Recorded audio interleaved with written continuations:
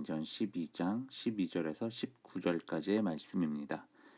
깨닫고 마가라 하는 요한의 어머니 마리아의 집에 가니 여러 사람이 거기에 모여 기도하고 있더라.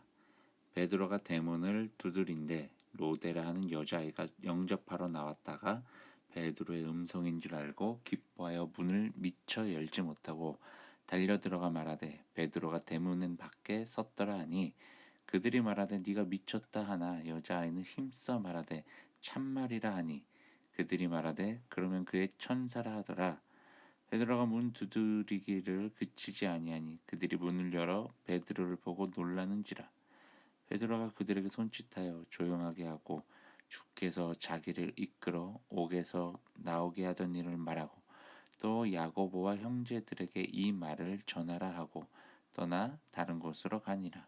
나리샘의 군인들은 베드로가 어떻게 되었는지 알지 못하여 적지 않게 소동하니 헤롯이 그를 찾아도 보지 못하며 바숫꾼들을 신문하고 죽이라 명하니라.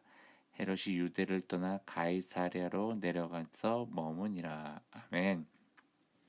오늘을 허락하신 하나님께 감사와 찬양 올려드립니다. 베드로는 감옥에서 나와서 마리아의 집으로 향합니다. 그곳에서는 사람들이 모여서 함께 기도를 하고 있었습니다. 베드로는 대문을 힘있게 두드리죠.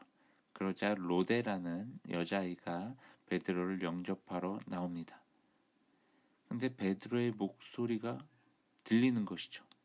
너무 기쁜 나머지 문을 먼저 열지 못하고 함께 기도하고 있었던 자들에게 달려가서 베드로가 지금 우리 집으로 와서 문을 두드리고 있다라고 이야기를 하죠. 그런데 그 이야기를 들었던 사람들은 로데의 말을 전혀 듣지 않죠. 로데의 말을 무시해버리죠. 심지어 로데를 향해 미쳤다고까지 이야기를 합니다. 그럼에도 불구하고 로데는 자신의 뜻을 굽히지 않고 계속 이야기를 하죠. 그래서 결국에는 문을 열어봤더니 정말로 베드로가 문 앞에 서 있는 것이었습니다. 모두가 깜짝 놀랐습니다. 베드로는 그들을 진정시키고 하나님께서 베드로에게 행하셨던 일들을 차근차근 하나씩 이야기를 해줍니다.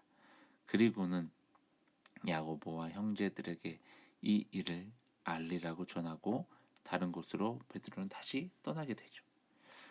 다음 날 감옥을 지키고 있던 군인들은 베드로가 없어진 것을 알게 되어 매우 당황스럽고 혼란스러운 상황에 놓이게 됩니다. 여러분, 베드로가 감옥에 나와서 한 일은 자신의 동역자들을 찾아가서 하나님께서 자신에게 행하신 그 놀라운 일들을 이야기하는 것이었습니다. 그리고 이러한 하나님의 일하심을 또 다른 자들에게 전파하도록 부탁을 하였습니다.